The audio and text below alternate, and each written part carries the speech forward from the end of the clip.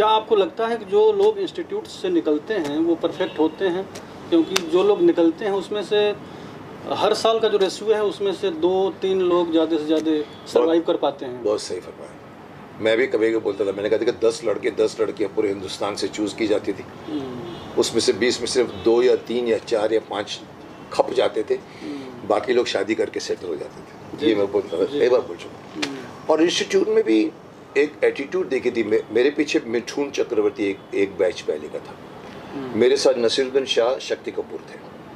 और मैंने देखा था उस ज़माने में जब हम लोग फर्स्ट क्लास में, तो ये लोग चल के ऐसे आते थे जैसे कि स्टार बन गए, शॉल वॉल लपेट के ना वॉक करके आते थे इंस्टीट्यूट के। नसीरुद्दीन शाह ने तो अपने एक इंटरव्यू में कहा था कि शबाना आजमी ने मुझे और ओम पुरी को देख के कहा था कि तुम लोगों की हिम्मत कैसे हुई फिल्म इंडस्ट्री में आने की। क्योंकि उस ज़माने में हीरो का मतलब लार्जर देन लाइफ। जी। पर शबाना आजमी को ये नहीं मालूम था कि तुम जिससे बात कर रही हो, तुमको अगर उसकी हिस्ट्री मालूम पड़ेगी तो तुमको शर्म आएगी पूछने को। शबाना भी खुद स्टेज करती थी, क्योंकि मैंने मेरे जेवियर्स में ही थी शायद, मैंने उसका एक प्ले देखा था, उसका और फारूक शेख।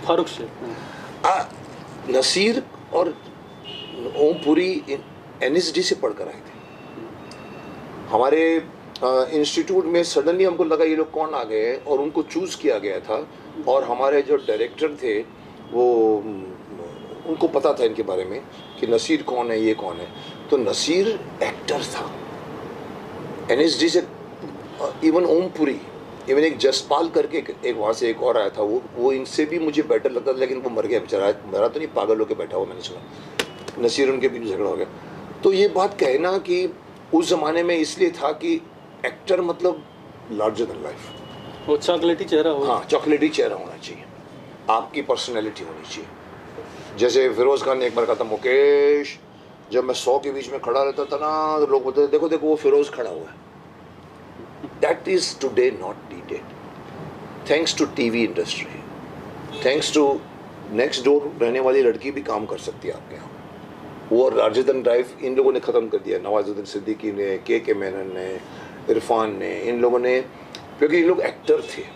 से अगेन वही एक्टर का मतलब, तुम आप जो पूछ रहे परिभाषा क्या है, एक्टर जब अच्छा होता है ना, फिर आप उसकी ऐब भूल जाते हो।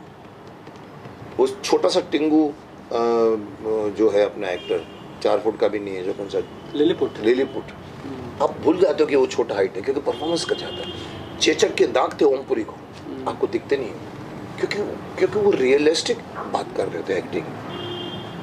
इसलिए मैं समझता हूँ कि कहीं ना कहीं इंस्टीट्यूट में एक मैंने बुरी चीज़ देखी थी, जो मेरे को टचवुड नहीं हुआ। मैंने 2 साल काम किया, मेहनत किया अपने यहाँ पर, चाहे वो डांस क्लासेस हो, चाहे वो संगीत की क्लास हो, चाहे वो इम्प्रोवाइजेशन। मैंने 2 साल, क्योंकि उसके पहले मैं प्ले करके आया था फिल्म में, लेकिन कई लोग वहाँ पर मैंने देखा कि समझते थे कि अभी इंस्टीट्यूट में एडमिशन मिल गई है ना, अभी हम बम्बई जाएंगे तो लोग बोलेंगे आओ आओ गले लगाओगे। ऐसा नहीं होता।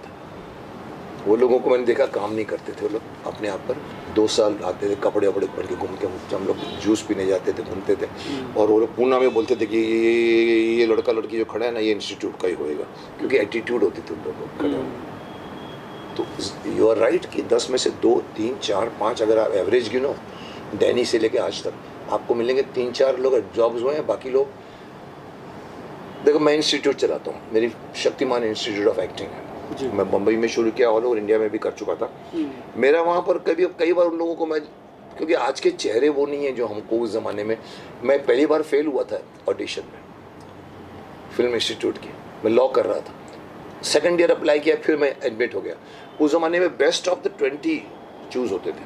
आजकल मैं बैठता हूँ तो 180 लोग ऑडिशन के लिए बाहर खड़े होते हैं। रोशन तनैया में मैं देखता था कि ये एक्टर, जैसे शबाना ने पूछ लिया, अब मैं ऑडिशन के लिए बैठा हूँ, रोशन साहब को मैंने बुला लिया था, अब मैं बोल रहा हूँ कि ये एक्टर साला, माफ़ करना बुरा लगेगा लोग सुन के, लेकिन उनकी ज़िंदगी है, ये कहाँ जाएगा? न शक्ल है, न सूरत है, न हाइट है, न वॉइस है। पर मैं उनको सांत्वना देता हूँ। मैंने कहा देखो, आपने एक प्रोफेशन अपनाया है ना, आप इसमें एक्टर बनो ना बनो, आप एक अच्छे पति बन जाओगे, क्योंकि आप अपने पर काम करोगे, शरीर के ऊपर काम, क्योंकि आपको कैमरे के आगे आना। What that is the advantage this training gives you। 2 साल की ट्रेनिंग आप कर दो। लेकिन जो FTI और NSD को छोड़ दीजिए, तो जो प्राइवेट इंस्टीट्यूट्स हैं उनका फीस इतना अधिक है कि सामान्य परिवार का लड़का उसको वहन नहीं कर सकता है। सर ये अभी हुआ है, विद इन अबाउट 10 years में से बताऊँ हुआ है, जब अनुपम खेर ने भी खोल दिया अपने क्लास। उस ज़माने में रोशन तनेजा बम्बई आ गए थे, और एक और चलाती थी आशा कौन नाम उसका था, आशा चंद्रा। और इन लोगों के बीच में धीरे धीरे नमित भी आ गए। नमित के बाद में पता लगा सबने अपनी अपनी दुकानें खोल दी हैं, और बच्चों को भी 6 महीना, मुझे रोशन साहब ने खुद कहा था, मैंने कहा सर 3 महीने में, मेरे यहाँ 3 महीने का कोर्स है सर, 3 महीने में क्या सीखेंगे? बोला मुकेश इन सब लोग को बहुत जल्दी होती है, इन लोग ये फटाफट मुझे सर्टिफिकेट दो, हम जाएँ काम करें।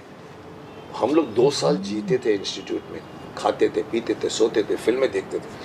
आजकल का फास्ट फूड है, इसीलिए उन्होंने इतने डिमांड हो गए ना, तो इन्होंने फीस बढ़ा दी है, 1.5 लाख रुपए मांगते हैं। सुभाष के यहाँ 25 लाख 25 लाख के, लेकिन लोग, कोई गारंटी नहीं है कि सुभाष जी के यहाँ से काम करें आपको काम मिलेगा।